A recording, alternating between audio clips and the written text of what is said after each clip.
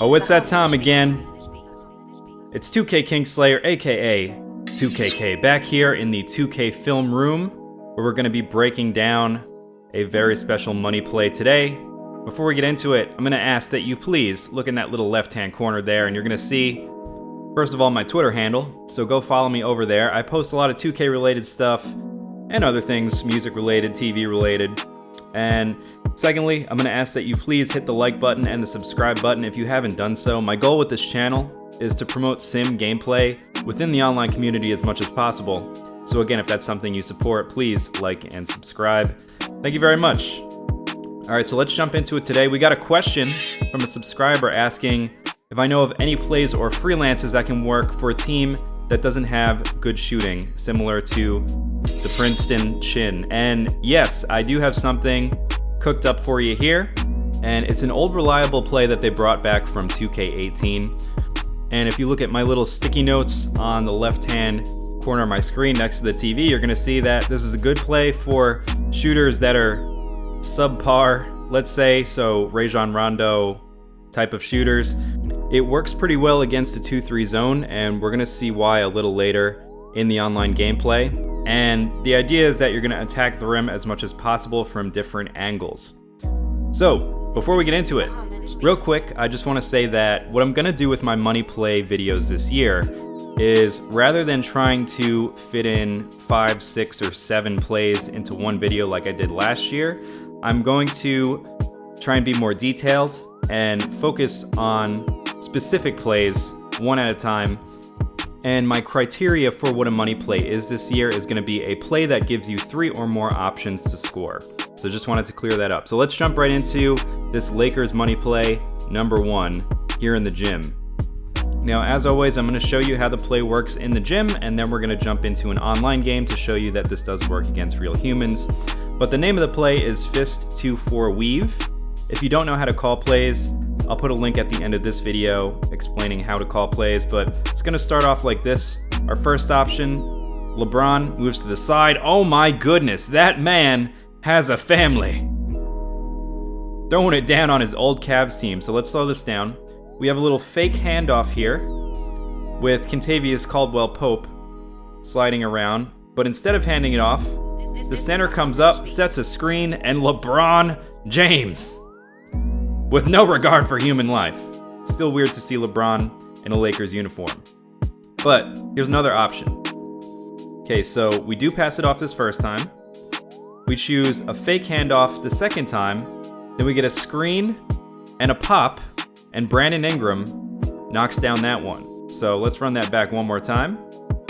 Gonna dump that one off there. We do give this first handoff here. Gonna swing around the other side of the court.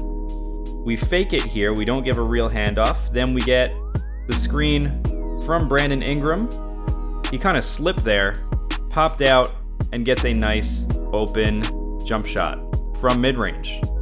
So again, you don't need to be a very good shooter to knock down that little mid-range shot, right? So now here's the play to its full extent. First handoff, second handoff, and then we get a screen.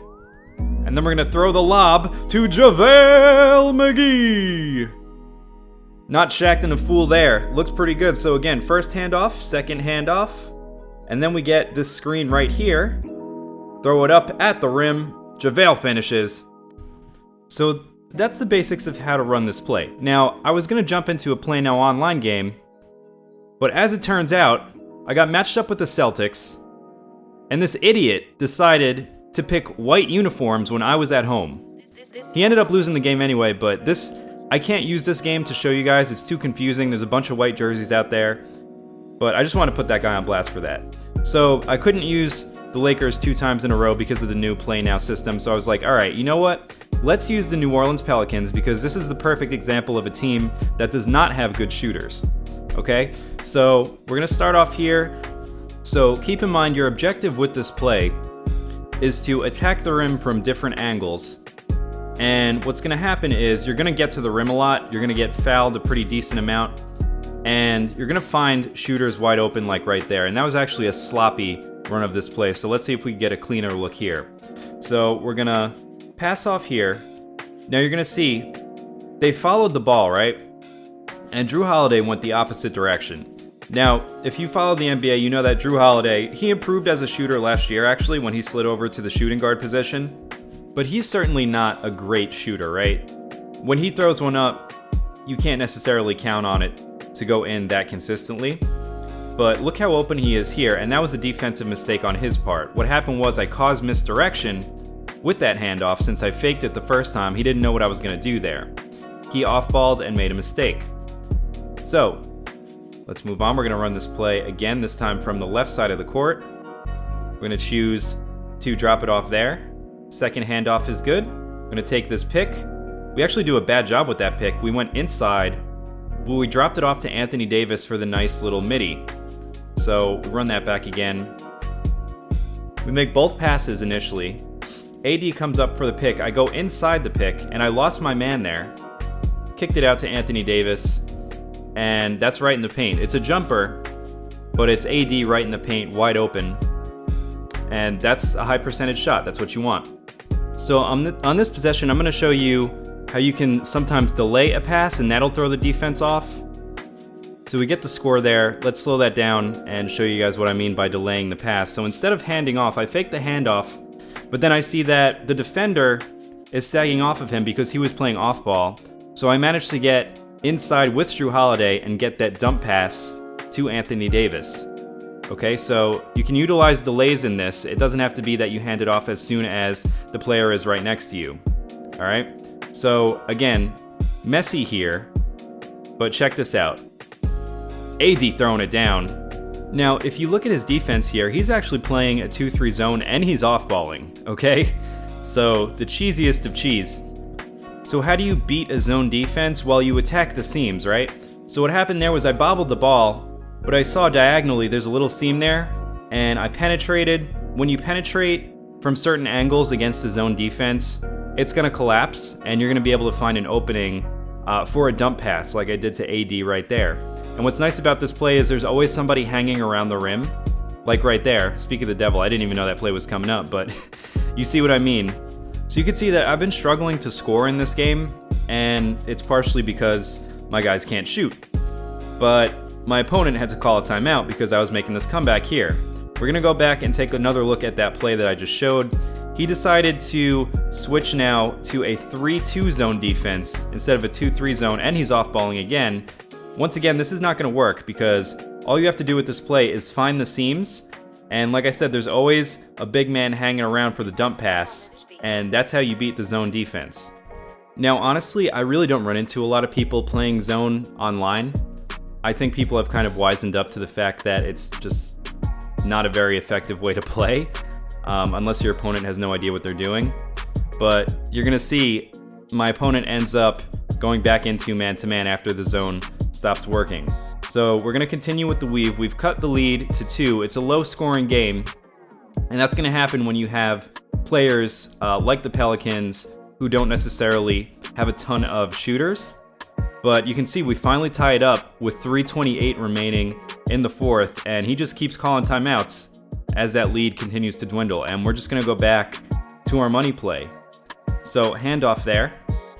We pass it off, and we actually broke the play, but that's because he went back into his zone, and we found a man open in the corner. Once again, he went back to the zone. It wasn't working the first time, so I don't know why he thought it was going to work again. But we swing the ball around, and this is a really, really bad play to play zone against. Like I said, there's always a big man hanging around for the dump pass under the basket, and you've got guys in the corners as well. So zone doesn't really work against this play. So we're going to delay it again, handoff here. You can see that if you make an extra pass out of there, it doesn't necessarily break the play, it keeps going. And another dump pass, that time to Julius Randle. So this was a really tight game. It came down to the wire, but we managed to get the victory. Now, a lot of times what I do with you guys is, I'll show you games where I'm winning by 10, 15, 20 plus points, but I think it's also important to show tight games like this because with teams like this, it's going to be sloppy. The Pelicans, if your opponent doesn't know what they're doing, you can certainly get wins with the Pelicans by big numbers, but this guy was actually a pretty decent opponent. He could score pretty easily.